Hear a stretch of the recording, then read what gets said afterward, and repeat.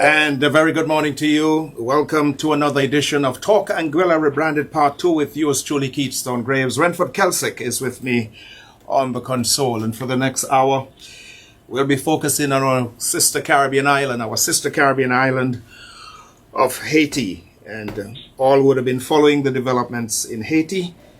And this morning I've invited two individuals from the Haitian community with a great understanding of the Haiti situation to join me on the broadcast. So we are certainly looking forward to the chat this morning. Firstly, I'll be going to Washington, D.C., and I'll be joining Wolf Pamphile, founder, executive director of Haiti Policy House.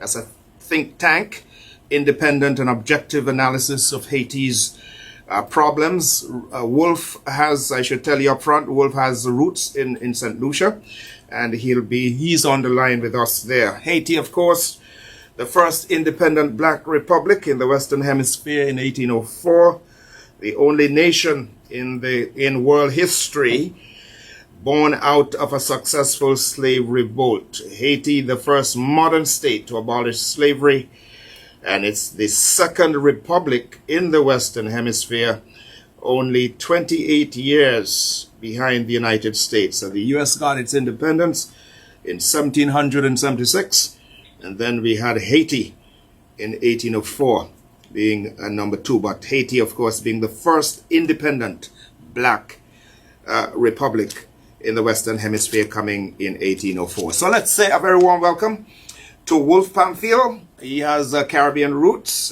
in St. Lucia. Wolf, a very good morning to you. Thank you. Thank you so much, Keith. Thank you so much for having me here. Good morning to all the people of Anguilla. My name is Wolf Pamphile. I was born and raised in Haiti, but my ancestry goes all the way to St. Lucia, where my ancestors and slaves were held and owned in St. Lucia, and then somehow they got to Haiti in the mid-1800s, and then we've been there since. But I'm happy to be here. I'm happy to talk more about Haiti and our culture, and also our latest issues that are not too new, but also need some good context and nuanced analysis that we're going to provide. So I'm happy to also, welcome my colleague, great colleague, Dr. Blaise, also born and raised in Haiti. So we're both happy to be here and talk with you.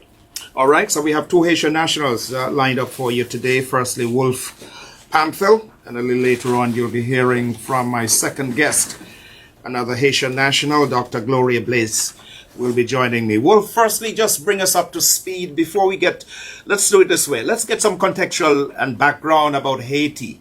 I mentioned some of it at the start, the first independent black republic in the Western Hemisphere back in 1804. Only nation in world history born out of a successful slave revolt. The people paid some huge amounts to France for their freedom. So just provide us, as we start the broadcast here, Wolf, with some context and background about Haiti. And then we can get into what's happening today. What's the situation like in Haiti today? And we'll take it from there. So Haiti, the island itself, discovered by Christopher Columbus. And shortly after, they started using the natives on the island as slaves to mine gold and spices that Spain needed. And when the natives couldn't keep up, they, went to Africa and collected a bunch of us, brought us to the island, and at the same time protected the natives. But as the island grew older and more profitable, France ended up taking over the island from Spain. Spain took half of it, and then which is currently the Dominican Republic, and then the French took the other part, which is currently Haiti. And just a little context: the Spanish and the French had a very different style of slavery, where the Spanish viewed slavery as color. They saw color and Africanism as differently. Where French, they were very much like, we're apart, we're not going to mix, we are very different. That's why you see today Haiti is still very, very African, which I'm very happy with. And on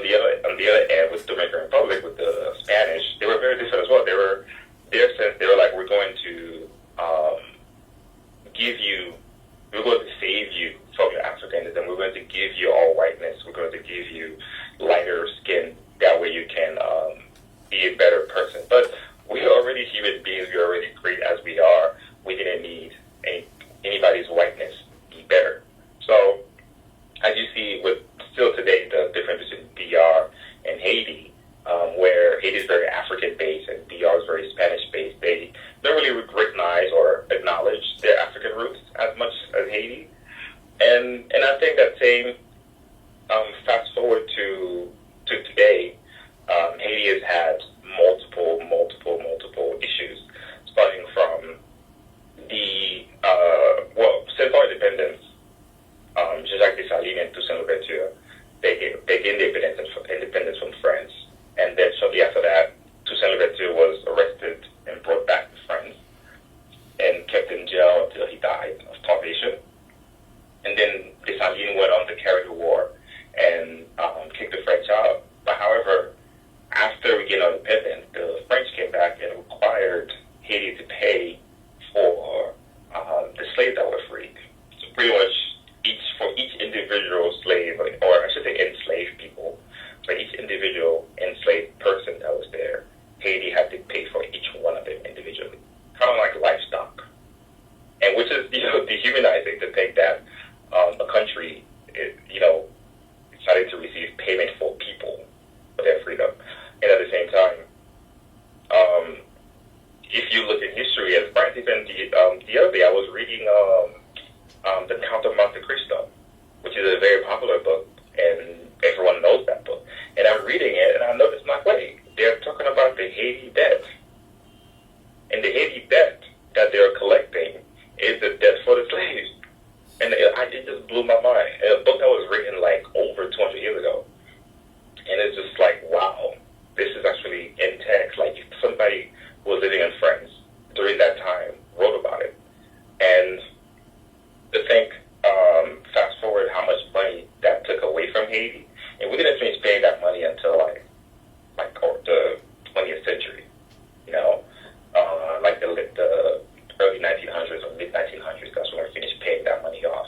And throughout the entire time, that money could have been used in the country to build ports, build hospitals, build schools, provide a stable economy, a stable ecosystem for the entire island.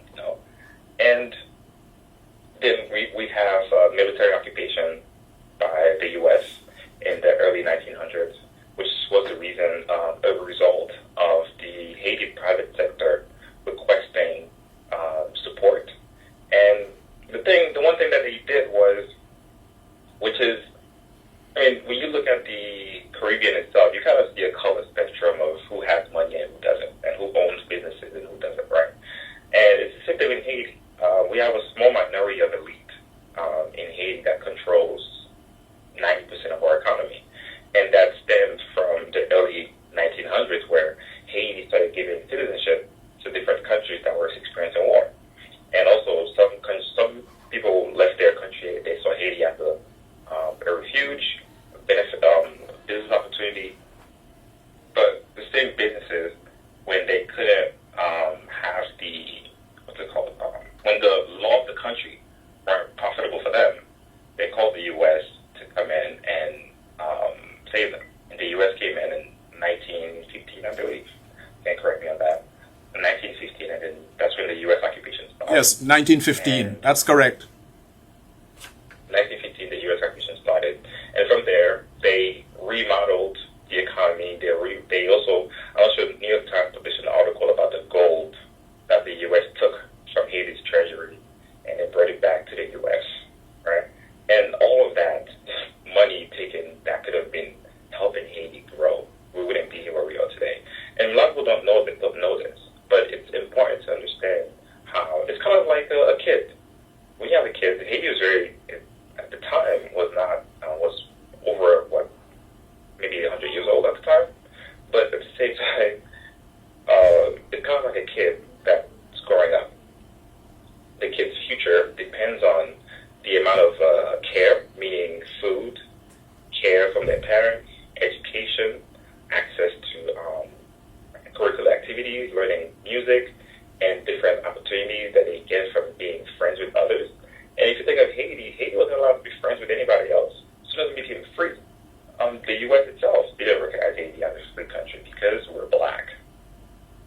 same thing happened with other countries. Even with our first king, Christophe, he helped the Latin American country, and he provided them with weapons and weapons, ammunition, to fight for freedom. And his only request was, I will give you everything you need, as long as when you go, you free all of my brothers and sisters that are in bondage.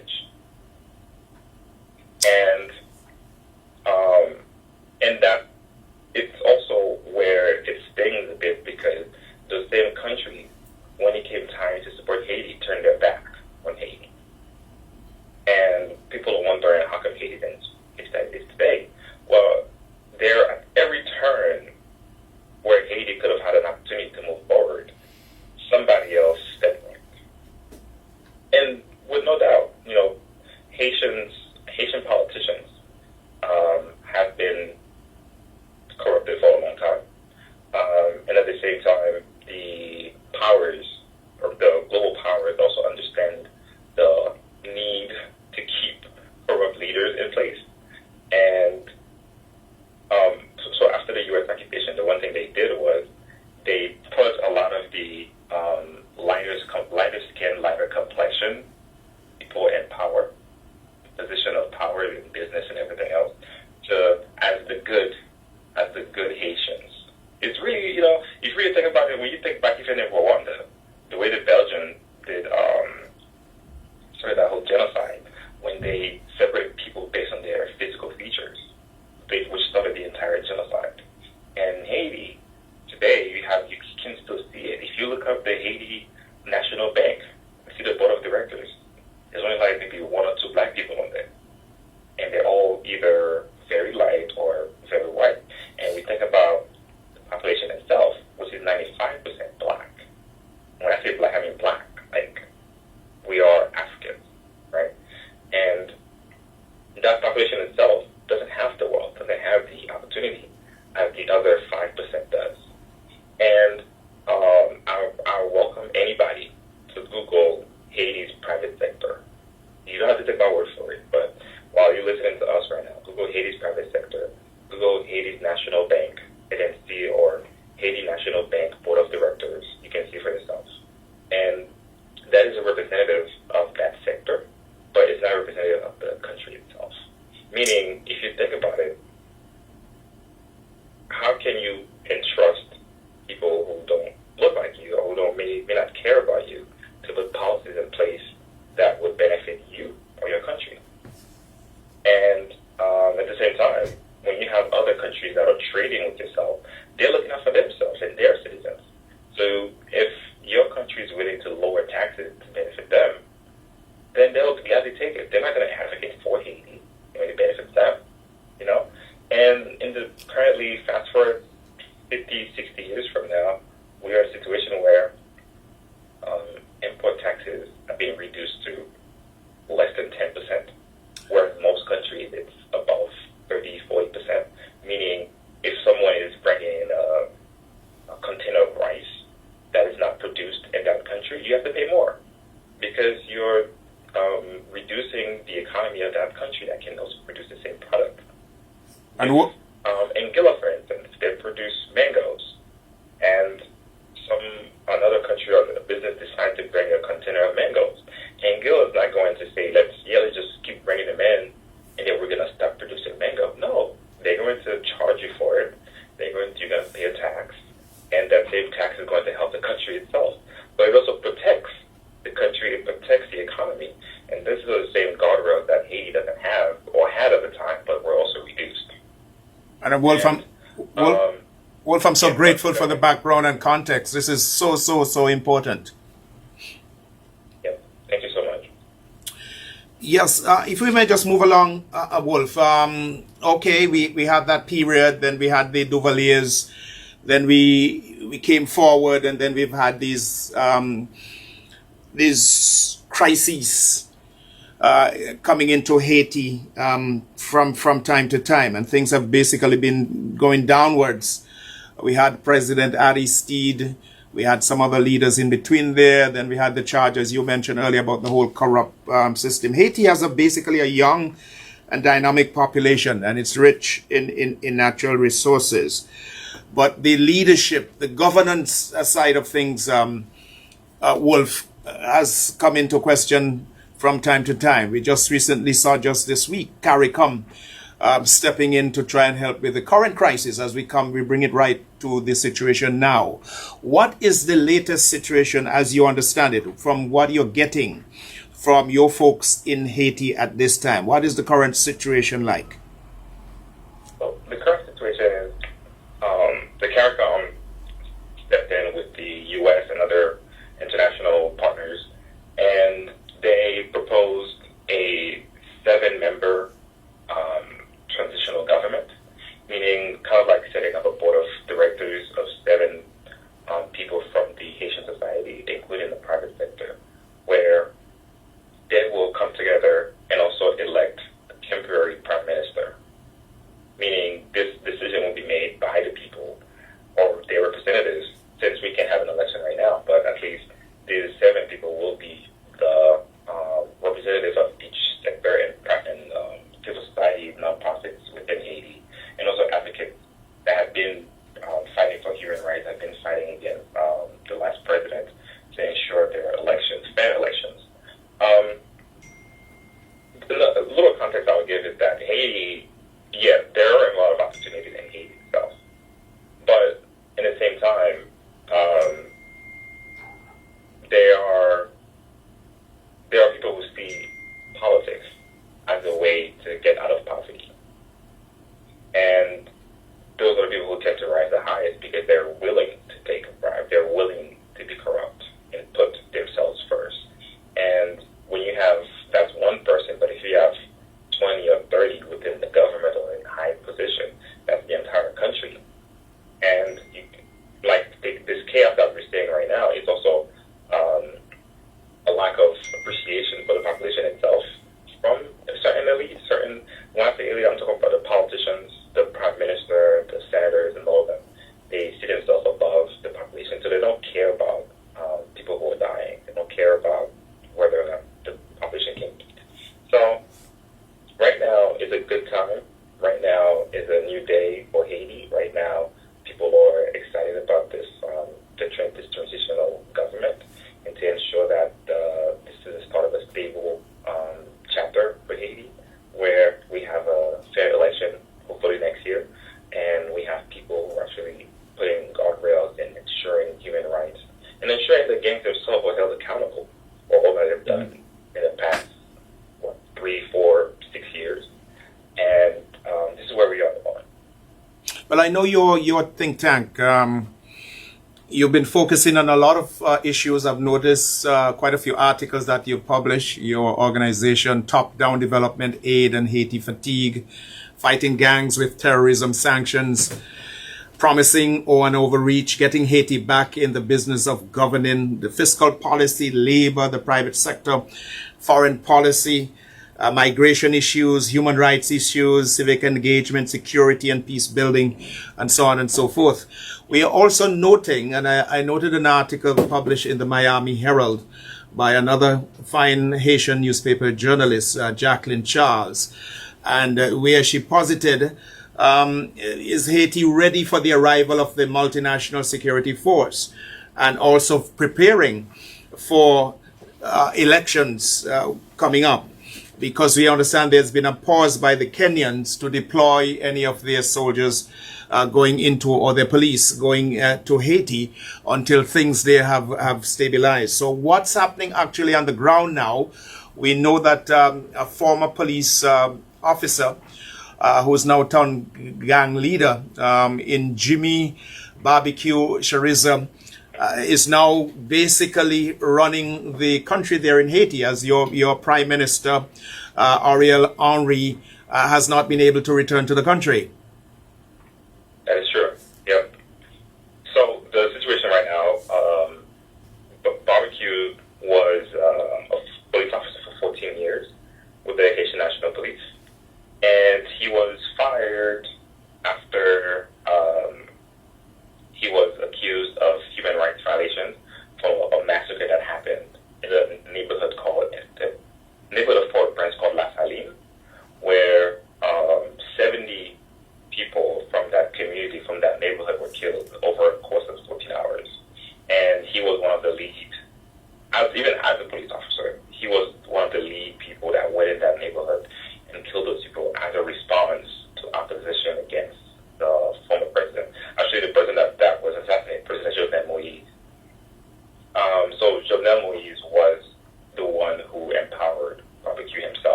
security, providing drug routes for drug trafficking, kidnapping, and this became a situation where while they were receiving support from different, whether it's government, whether it's private sector,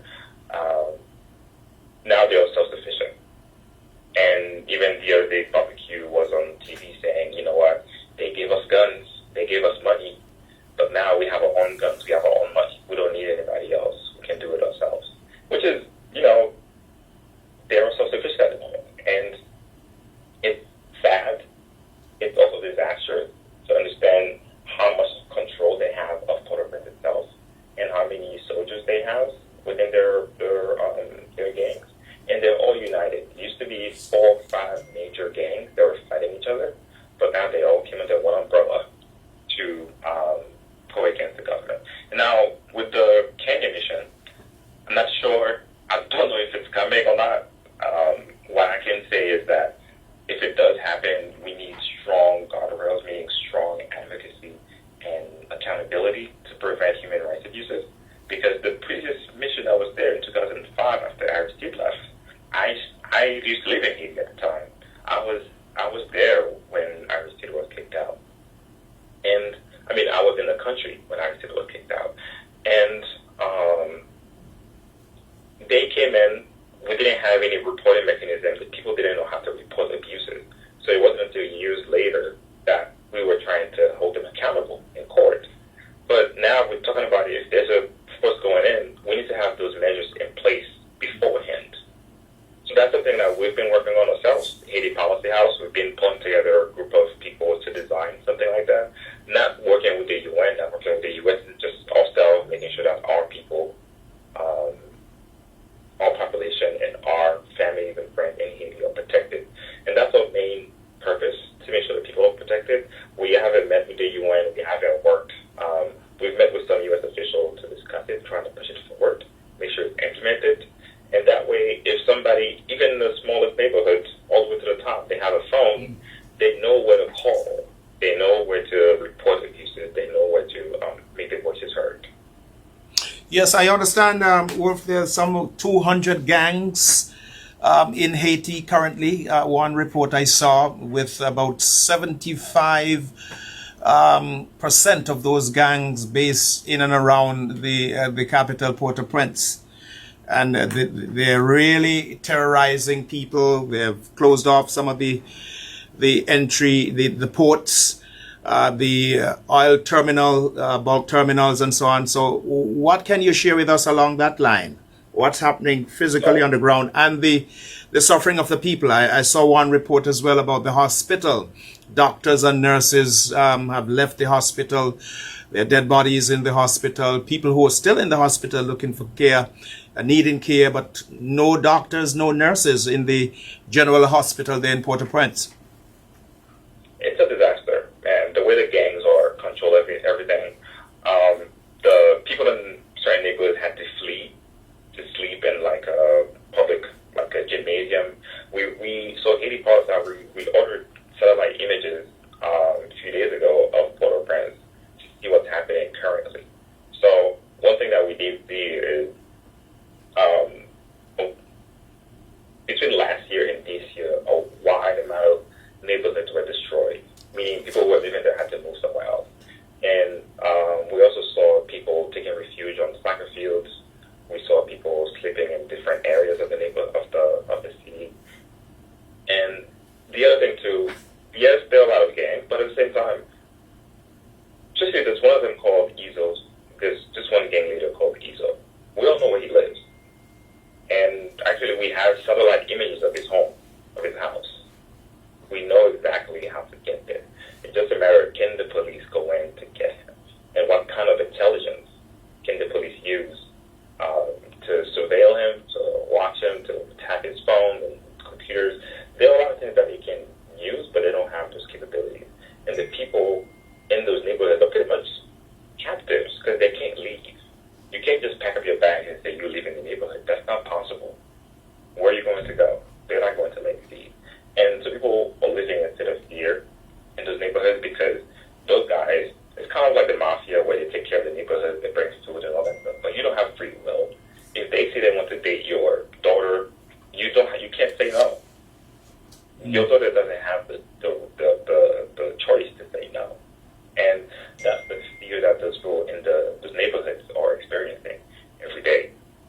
I saw another piece in the Herald, the Miami Herald, I think it was this morning, where the question was posed, if Haiti falls to the gangs, who could rise to power? And I saw a few names tossed up. Guy Philippe, the former co-leader, Jimmy Barbecue Cereza, Jean-Charles Moïse, and Doreen Dorette, the appeals court judge. Those are some of the names I saw tossed up. Anything else you could share with us on these names? So Guy Philippe himself, he was the leader of the militia that kicked President Aristide out in 2004. Actually, I got the unfortunate opportunity to meet him in person when I was in 2004. He held my school hostage for about 3 hours. Him and his one, they were in school in Haiti in Haiti, and we noticed our school was surrounded with soldiers, with military. And the day before they came into the town, they took down the precinct, they kicked the police out, and they were pretty much in control. So they encircled the school, and then they were going from classroom to classroom, searching everything, looking for affiliates or partners of President Aristide. And they only did that because the school I went to is the school that President Aristide went to. So there we are in class, 12, 13, and a bunch of guys with guns, and Guy Philippe walked in, smiling, saying, hey guys, we're sorry, we just responded to anonymous tips. And this is the same person now who was later arrested for drug trafficking and then came back to Haiti and trying to leave the country. And this is unacceptable. And I think Haitians deserve better. We deserve proper rule. We deserve people who are competent, people who aren't criminals. And Barbecue is a criminal. Guy Philippe is a criminal. A lot of these other guys are corrupted. And we just need people. And that's why I'm happy with this transitional government that can make sure. And one of the rules for this transitional government is that in electing a prime minister, no one who's been convicted or have been indicted in any crime can be part of it, and no one that's been sanctioned, whether it's the U.S., Canada, or any other country, can be part of this transitional government. And I'm very excited to see that, and I'm happy to see where this goes forward for Haiti. How about the classification of gangs, Wolf, as terrorists, as was done recently in Ecuador? Yes. So that's something that we also analyze. And, by definition, terrorism means someone who commits violence on a group or individual or population for a political goal or religion or ideology, right? And if the gangs themselves are killing people, or if people are financing the gang to kill people for political reasons, to get the prime minister out, whether it is to kidnap a judge, kidnap a senator, these are political motivated violence. And why can't we call them terrorists? Why can't we call the people that are funding them terrorists? And the people that are funding them have been sanctioned. You can look it up. You can look up the sanctions imposed by the United Kingdom, by Canada. These are all folks that were sanctioned for human rights violations, for sponsoring gangs, providing weapons, and providing money to those gangs. And most of them have been part of the private elite, the private sector. And so what do we do with those sanctions? And how come the U.S. or Canada, Europe get to use those terms to protect their population, but Haiti can't classify them as terrorists, where they are causing acts of terrorism because they are killing and violating the population for political reasons. Very, very interesting indeed, as we continue to monitor and reflect on the situation. But Wolf, while all of this is happening, the negotiations with CARICOM and the United Nations, the United States and Canada, the EU are all working feverishly to try and get the situation sorted out in Haiti. The people, Wolf, are suffering. What can you share with us on this, the appeal for help for the people there in Haiti who are going through a real ordeal at this particular time. And as I understand it, most of the activities confined around the capital, Port-au-Prince. I understand that the outlying areas are not as bad. They're not suffering as much as most of the activities confined around the capital. But there's the fear that it could spread. Right across the country. Yo.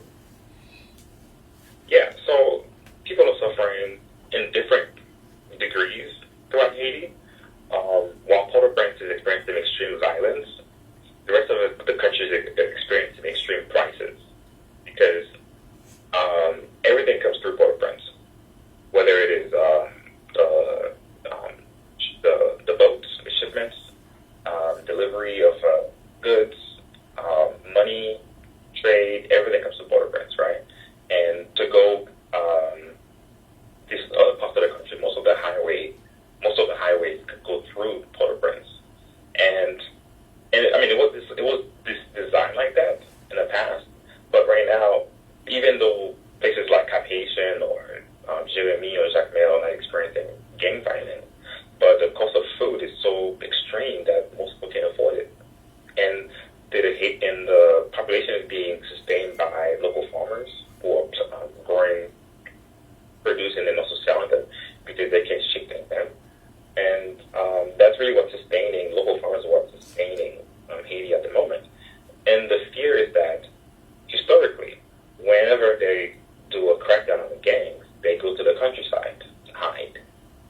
But now the countryside, they don't have as many police. They may have like 3 or 4 police officers, like we see in most countries around the world. But once they go to the countryside, they start terrorizing those people, start exploiting them at the same time. And I'm pretty sure Dr. Blaise will be able to tell you a lot more about that because that's what she got her PhD in, and that's what she got a PhD in working with rural areas and farmers. So I'm pretty sure she'll be able to tell you a lot more about the impact that local farmers are having on the economy, how they're sustaining the population at the moment, and how, yes, it is very extreme, but at the same time, there are a lot of activities within Haiti itself that are working to sustain the population outside of international support or international aid. So Haitians are really moving forward and taking care of themselves, even during tough times. And I want to thank you so very much, Wolf Pamphile, the founder and executive director of the Haiti Policy House in Washington, D.C. We're going to segue now, as we will be joining any moment now Dr. Gloria Blaise, who will be joining us. As we say, a very warm welcome to you, Dr. Blaise. Welcome to Talk Anguilla Branded Part 2, where we are focusing this morning on the situation there in Haiti. So very warm welcome to you. Good morning, Keith. Good morning, everyone. Bonjour, bonjour, tout le monde. Happy to be here.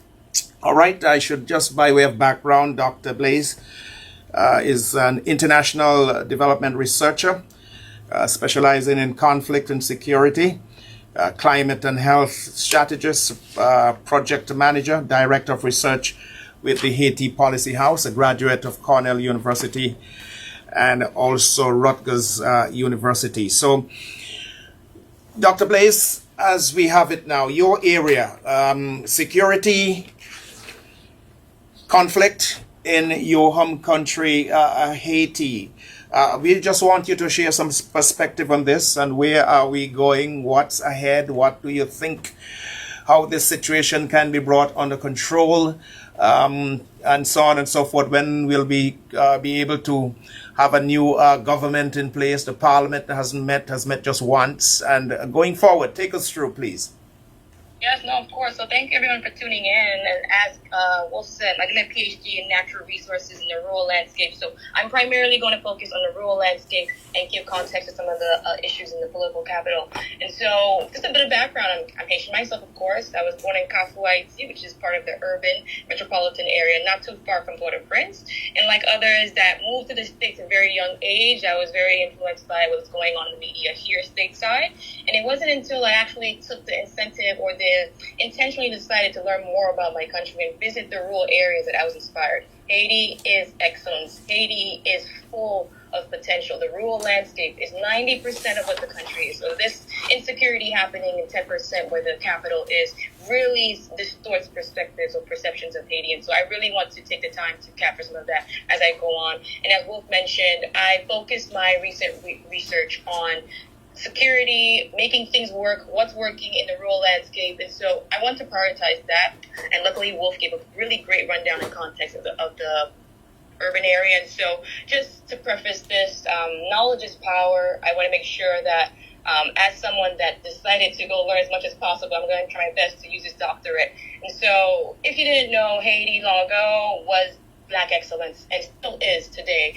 And those that visited Haiti shortly after independence, they were marveled. They were fascinated by the country's agricultural and economic opportunities, the vast natural resources, the landscape, and as someone said, flocks and herds of animals, and the marketplace that overflowed food and supplies. And so Haiti, upon being independent, the first Black nation in the New World, was a marvel. It was the standard. It was an economy that was better than the U.S. at some point. The Haitian good was actually worth more than the U.S. dollar at that point. But unfortunately, because there was a hate campaign for Haiti, slowly but surely over time, it became this country that people intentionally wanted to hate, intentionally wanted to block. And as Wolf mentioned, this war debt or war bribe that France asked Haiti to pay significantly put us behind. So what we have here today is a country with institutions that is significantly behind compared to the other countries in the wider Caribbean region. And so I want to make that very clear.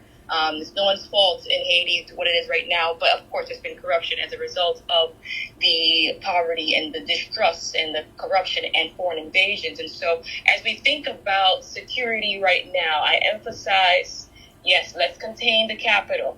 Let's contain the violence there, increase the capacity of the police there. And I don't know what mission is going to actually come, but if it does come, really try to provide the guardrails, like Wolf said. Once this mission is over, we cannot resort to what was happening right now. And so the key thing that we need to do right now, our leaders that are making decisions right now, we need to secure the capital area, contain these gangs there, because if they enter the rural areas, this will be a problem that I don't know who can fix it, because Haiti, which means land of the mountains, it will be very difficult to tackle these gangs if they enter the rural areas. There isn't the infrastructure to communicate or tackle them the way that we could in the urban areas. And the farmers who don't have the technology, how are you going to fight gangs with automatic weapons imported from we know where? And so let's keep that in mind. And so as we move forward, critical areas that we will have to have our leaders really consider is public health, education, and economic development. I don't see Haiti, as we work on this security thing in the capital,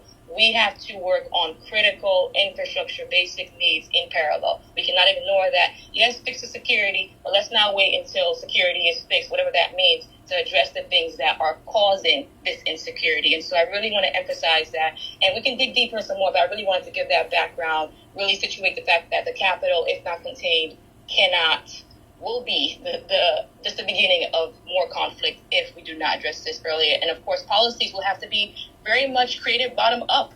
We have the top down policy making, but bottom up. Until Haitian people feel like they are the ones engaged in their democracy, in decisions being made in their country, there will be more unrest. It might not be the gangs, but people will protest. And the diaspora across the world, we have a lot of Haitian experts that had to leave Haiti over the past couple of decades. Our parents' parents had to leave Haiti. And so we have this human capital, this expertise that is not able to be on the ground right now because of violence, that needs to be integrated into how we, I guess, from this point, move forward with policy making. And I'm happy to be a part of Haiti Policy House, an institution that is here to unite all these experts and put pressure and influence foreign policy to Haiti. And of course, Keith, let's move on to the next question. That way I can get so much more in, because there's a lot to talk about here.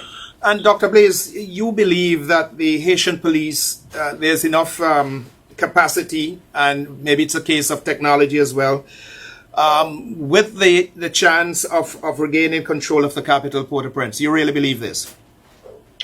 Here's the thing. If you look at some of the videos that these gangs are posting online, and you look at the statistics, right, PNH is significantly lacking technology-wise, and with the recent parole program under the Biden administration, a lot of them have also left. And there's also issues of, are they getting paid? So at the moment, I don't have statistics in front of me, but it doesn't look like PNH can handle the gangs. And so there is a significant need to invest a lot of capital, whether it be financial capital or actual human capital in the form of whatever assistance is coming. And so right now, I mean, things have calmed down a tad bit in the past couple of days due to the presence of the U.S. Marines and the resignation and all these things happening. But right now, if there was to be those gangs which have consolidated and are operating together in a way, if they were to decide, let's cause some more trouble, the police cannot handle it. And I'm hoping and praying that something happens, that at least right now, the most immediate and low cost effective way to address these gangs is to reduce their technological capacity. They're using drones. They can spot what's going on miles away before it comes to them. This is unacceptable, and the police don't even have the capacity. You're watching them shoot police using drones to see where they are and then shooting them and terrorizing them. So right now, in my personal opinion, the PNH cannot handle this. Right now, they're getting a bit of a break because there's some boots on the ground that are protecting the U.S. Embassy and what's going on recently. But there's definitely a need for more physical support of PNH. Now, I don't know if this mission is going to provide direct investment into PNH, but we should definitely emphasize that when this mission ends, if there isn't significant investment in PNH, this issue will only happen again. Dr. Blaze, share with us some of the relevant policies in your view, and some of the lessons learned from failed foreign policies to and in Haiti over the years. So foreign policy to Haiti recently. Of course, there's been a lot going on. I can't speak to specific ones because I haven't dig deep enough in that. But one of the things I definitely studied the past couple of years is how international aid is coming in and how it's being distributed. For example, as Wolf mentioned, the agricultural sector and the farming landscape has so much potential. Yet, for example, the Ministry of Agriculture, Rural Development, they are being bypassed. There are $500 million contracts for management firms that have a bad record of actually managing programs and projects in Haiti. Things are being bypassed by the government. And not every agency within the government is corrupt. There are really hard-working, reputable people in government that are really trying to make things work. And when international aid is coming in, whether it be for agriculture, health, education, it's really bad to see that they're undermining the Haitian government. And this is a whole other problem that led to this insecurity.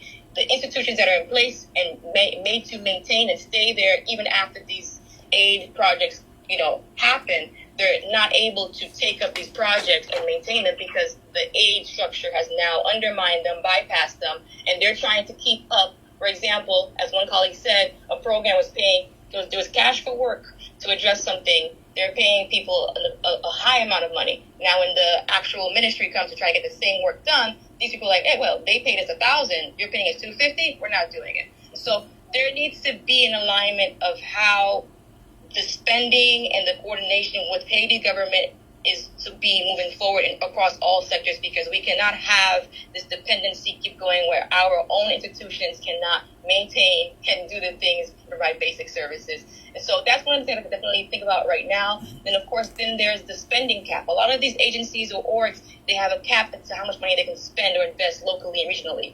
And if it's something of like 10%, let's say 100 million is going towards this project in Haiti. Only 10 million is allowed to be spent in Haiti or around the area. What does that mean? It means the United States or whatever country is host country of that money is benefiting more from this project. And it's a lot of overhead costs that are being accounted for abroad. And so that's a whole other policy as well. And so this year as well, my colleagues at Haitian Renewal Alliance has mentioned the Farm Bill, which is up for vote this year. If we can find a way to help lobby, not Haiti Policy House, but of course lobbying groups should definitely look to help these agencies increase the capital spending locally, because it's adding to more dependency, and it's actually cheaper to source things locally. And again, the Haitian rice situation, right? Recently, the research came out saying that the Haitian rice the rice that's being imported into Haiti, and which costs less, and it also costs significantly low to import. It has high levels or unhealthy levels of arsenic and cadmium. And so what that means is people that eat rice, cheap rice to get by when they don't have money, are intaking unhealthy levels of these chemicals or whatnot. And so what you have is people are becoming more and more sick, or likely to become more and more sick, because they can't afford local foods that should be, I guess, more valued, right?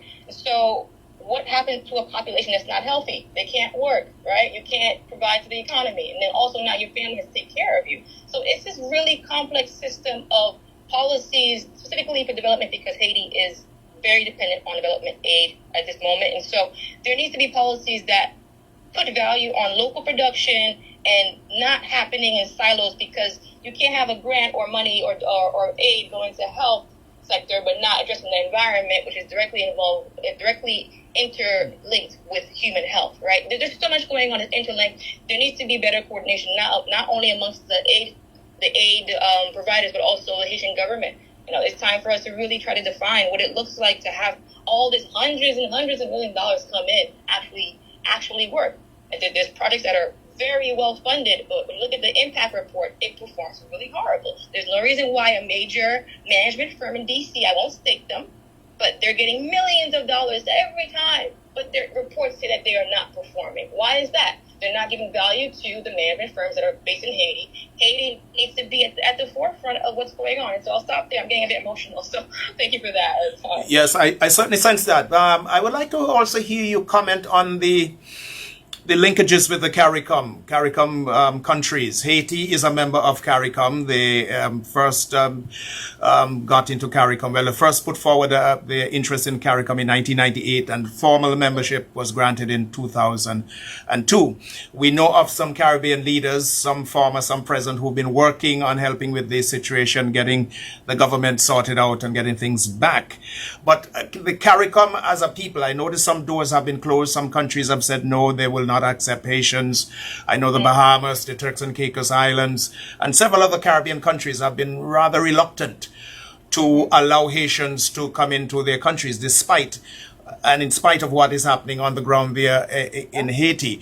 Many of them have cited the whole question of voodoo that is practiced wide in Haiti. There's this fear of allowing Haitians to come into their countries. I would just like to hear your thought on this, and some education about the whole the voodoo culture that seems to scare a lot of people in the other islands. Yeah. No, this is an excellent question. And of course, like I mentioned earlier, I'm getting a bit emotional because this is what I like to educate people on, because I also have a lot to learn and still learn. And so first and foremost, like I mentioned earlier, knowledge is power. Haiti, again, is Black excellence, is Black history. A lot of other countries in Latin America would not exist without Haiti. And let's not forget that. Let's uplift that statement, first of all. And on the migrant crisis, at the very baseline level, who wants to leave home? Who wants to leave paradise? Who wants to leave a tropical country in the Caribbean to go to, no offense, but Miami in the U.S.? I want to interject here because I realized I didn't answer the question on CARICOM. And so CARICOM just played a key role in this Prime Minister's resignation and the transitional presidential committee and whatnot that has been approved. And so if CARICOM is making decisions of this nature for Haiti, with intentions to care for Haiti and help Haiti get to a better point, I think it's also time that CARICOM innovates to try to find ways to reduce the limitations or loosen the restrictions on Haitians' ability to travel within CARICOM. We cannot care for Haiti, but keep them out. And so we need to find a way to innovate and create screening mechanisms in Haiti, because I think the main concern is we don't want violent people entering other countries, and we want to make sure that people are not coming and staying illegally, correct? If I'm correct, I don't know. But if those are the main issues, definitely the security will help mitigate the migrant crisis. But also, if it's an issue of criminals that we do not want to cross borders, it's time we develop a screening mechanisms. That way, in the home country that is Haiti, we have a way to do background checks and track who's leaving, who's coming, because we cannot collectively care for Haiti, but at the same time exclude them from traveling. I have an American passport, so I have the privilege of traveling anywhere. I love my Bahamas. I love my Turks and Caicos, my Jamaica. But I think it's time if we really do care, it also starts with reducing any discriminatory policies. And so I support a safe pilot of screening Haitians that want to apply to be able to travel within CARICOM. There's so much to explore, so much to learn beyond Haiti. And I think it's time that CARICOM plays a role in how Haiti starts to screen people in order to allow them to travel. Thank you. There's so much treasure, so much love, so much resources in our home country. No one wants to leave our country. We love it. We see the potential. And so if someone is getting on a really, not really strong boat to risk their lives to go to another country, whether it be a Caribbean country or the U.S., understand they have no other choice. And I don't want people to imagine this, but imagine I'm a woman, so if I lived in certain communities right now, I would be at risk of being gang raped, right? And some of what's coming out of Haiti right now is women and young women are being gang raped so brutally, they need vaginal reconstruction. And I don't want anyone to imagine that about their family members or their loved ones. But understand, the situation is dire. There's no employment for some people. They're hungry. I don't know about you guys, but if I spend a whole day not eating, I am not able to function. I might go on a crazy diet for horrible reasons, but I can't function. So people are dying. People's wives, people's mothers, people's sisters, people's nieces are being tortured. Men are being killed because they don't want to join this gang, right? And you have the young men who are being forced to join the gangs, being forced to burn bodies as part of the gang. So absolutely no one wants to leave Haiti.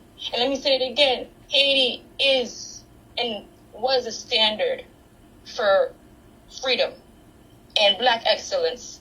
And this whole, the voodoo thing, right? Our independence is based, the story of what really catalyzed the enslaved peoples to revolt against these colonizers and the masters. It comes from voodoo. And just to be specific, voodoo is a combination of Catholicism and African spirituality from West Africa. So it's not something that Haitians created. It's something that links Africans that were transplanted and kidnapped from the homeland that we would be in right now. Still being kings and queens if we weren't kidnapped and forced to work for 400 years. And so I respect voodoo. I don't practice anything. I'm more of a spiritual person that connects with nature, all right? But it's something that is practiced by people that want to keep that tie. It got us out of slavery. And just so you know, people might practice voodoo, but they also go to church, regular church. So it's not this very mystical thing that they do in the woods somewhere, all right? It's an organized, acknowledged religion that's respected. And so as we think about voodoo across the world or how African spirituality presents itself across the world, understand that there are other countries in the Caribbean that have something like that, right? Santeria and Cuba. And even in the country here in the States, right? I mean, not States, but the Jewish religion has this, is it called Korban? So where they sacrifice animals to do whatever it is. But yet we're not labeling these things as such because blackness. Haiti is very black, proudly black. And so I encourage people to reflect on how their perspective of blackness and this hate campaign of Haiti has presented itself in their view of voodoo.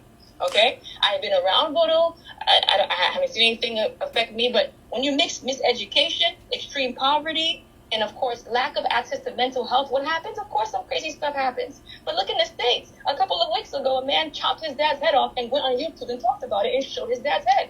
Are we going to label the entire U.S. population crazy? Or say that person is causing XYZ, right? Also, people here are torturing people, raping people in the States. Are we going to completely characterize or generalize the entire country because of what these couple of people are doing because of issues in their head or issues in their upbringing? No. And so blackness has been hated for a long time, and I encourage my black brothers and sisters, kings and queens, to really consider how they are internalizing that and projecting that onto Haitians.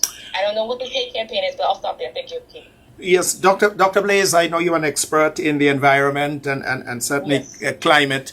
The environment in Haiti, I know from my reading and from talking to other Haitians that a lot of the land there has gone into ruin because of the chopping down of the trees in the mountains, and then the rains come in and it just takes all the soil down. What has been done there, as someone who has a very keen eye and interest and an expert in this area, to help save the environment and the whole climate change issues that is impacting the entire world?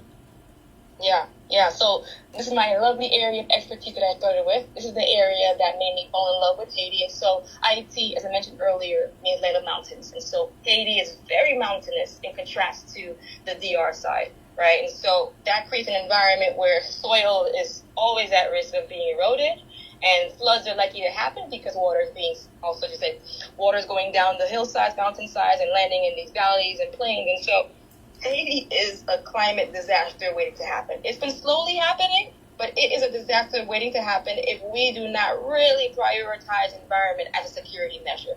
And so this gives some statistics. Lately I've been hearing some wrong statistics.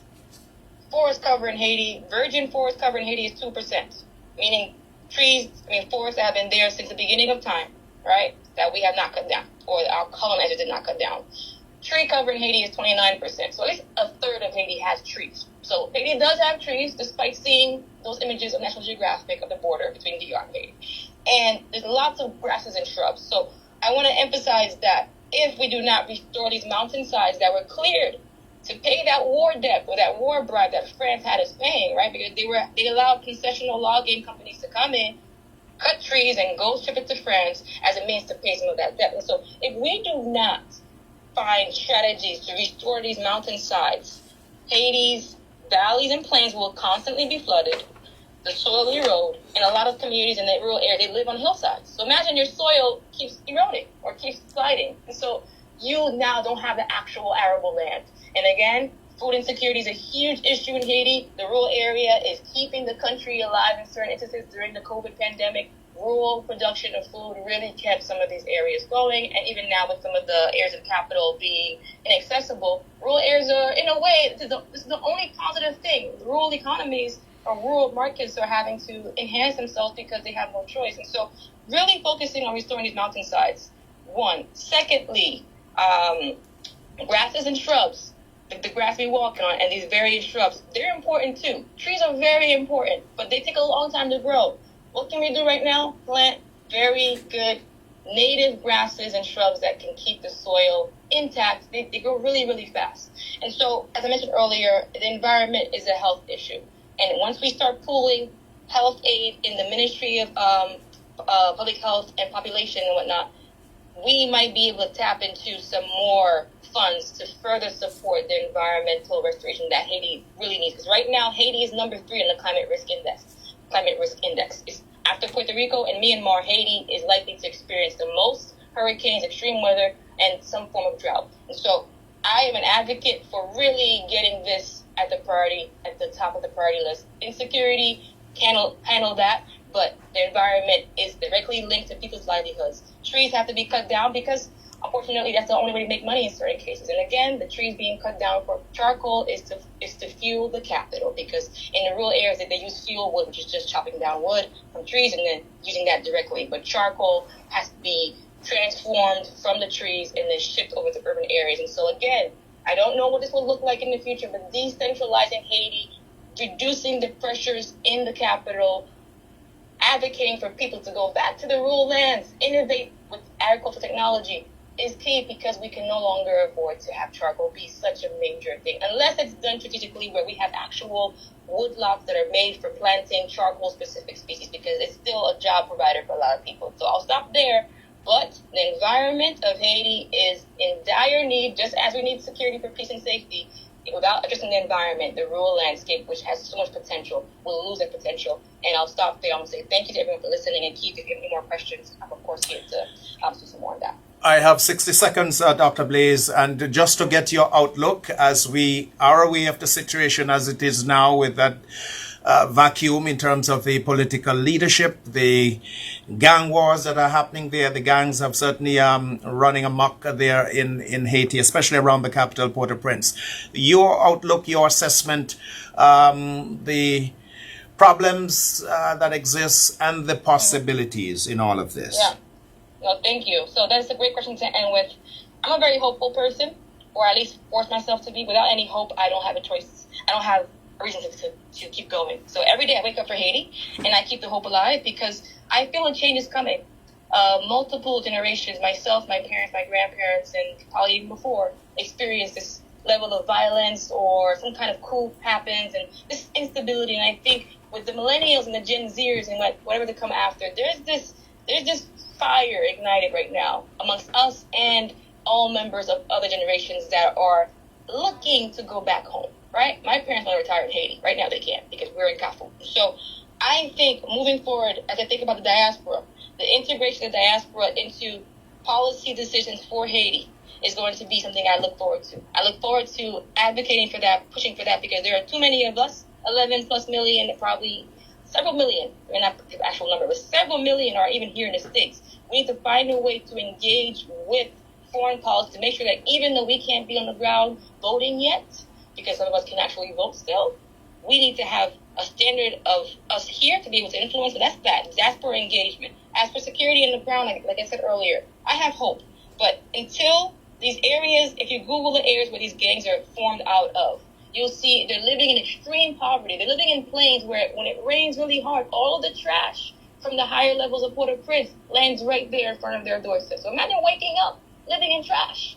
How would that make you feel? So in a way, they're not being treated as human. So they're doing inhumane things. And so until we address the root issues of extreme poverty, no employment, these gangs can form again or somehow evolve even more. And so Will said this yesterday during during his talk on BBC. The root issues of Haiti remain in these areas. And so until these issues are addressed, I want to have hope, but without addressing those, it's hard to see this not happening again. But we are tired. I encourage everyone to be empathetic to what's going on in Haiti and understand that rural Haiti is such a beautiful thing. Learn some more about it. I look forward to being in Haiti soon back home.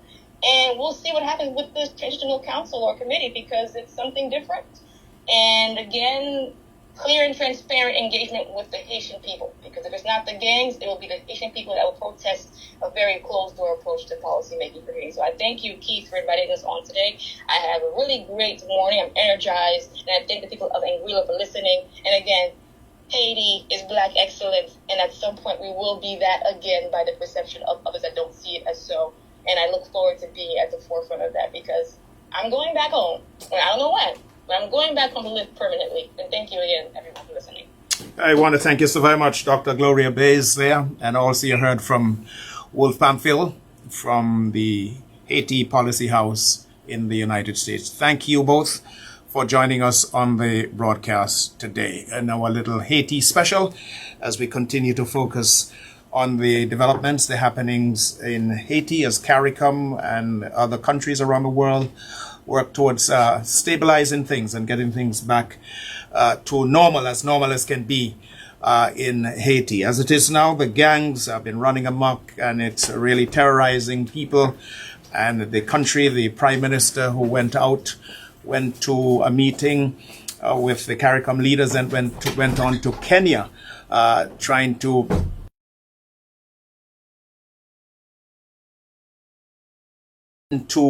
Haiti, was prevented from doing so, went to the Dominican Republic border, could not get through there to get into Haiti, and as has been reported by the international media, is still stuck in a hotel room somewhere in Puerto Rico. CARICOM leaders and other world leaders have been focusing very, very strongly on the Haiti situation, as you heard about this transitional council, as they try to settle things and eventually get to elections. The last election in Haiti, general election that is, was back in 2016. So we continue to monitor Haiti.